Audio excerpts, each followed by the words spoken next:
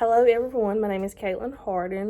Looking through the news articles, there was one in particular that really caught my attention, and the title was "The Crisis in Youth Suicide."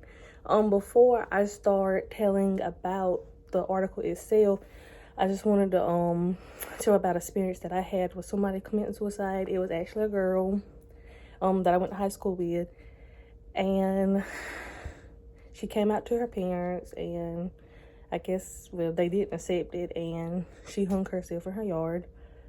Going to her memorial service was probably was different than anything I've ever experienced. It was really sad. Like,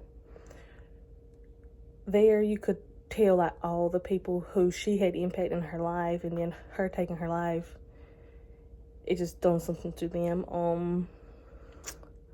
When we went back to school after she did commit suicide, there was a lot of extra guidance counselors trying to talk to people, making sure that everyone's okay.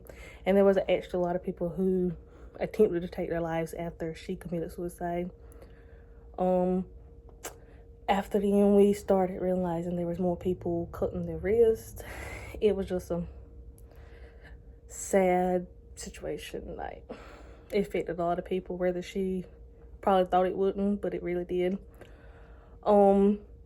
Before reading the article, I thought to myself, what could make someone want to kill themselves?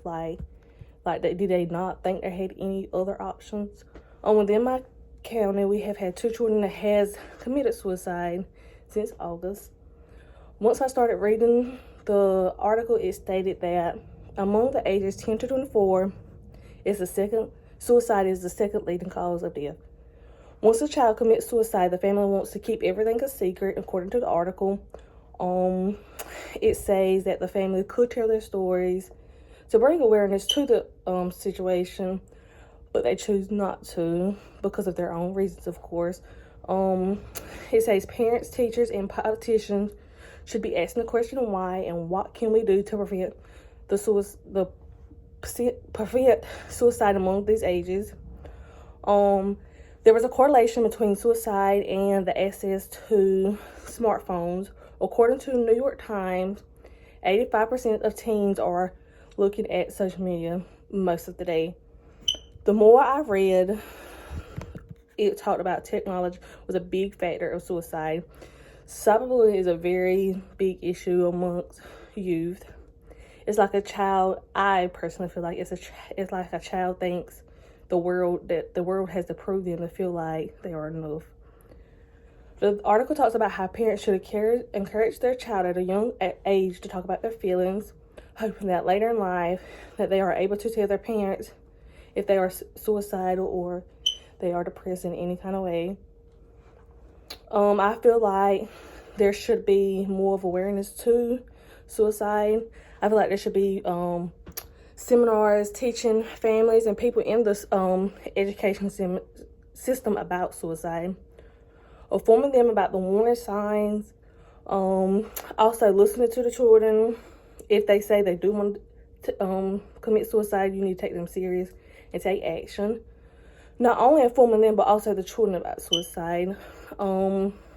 Let the children know if one of their friends is talking about committing suicide to tell an adult or someone older than them so they can get help. Also, let all children know it is okay to ask for help, because I feel like sometimes people don't think that asking for help is okay. Like, they should try to figure everything out on their own. Suicide is a very touchy subject, I'm sure, to everyone, but it's very important. We as a whole should become more educated about suicide. After a person commits suicide, I don't think they are no longer affected because they are dead and gone, but it affects their family and friends for the rest of their lives. The lives of the family and friends will never be the same. I've always wondered if people thinks about how it would affect everybody else in their life after taking their own life. Their pain may be gone, but the people in their lives, the pain is just now beginning. Thank you.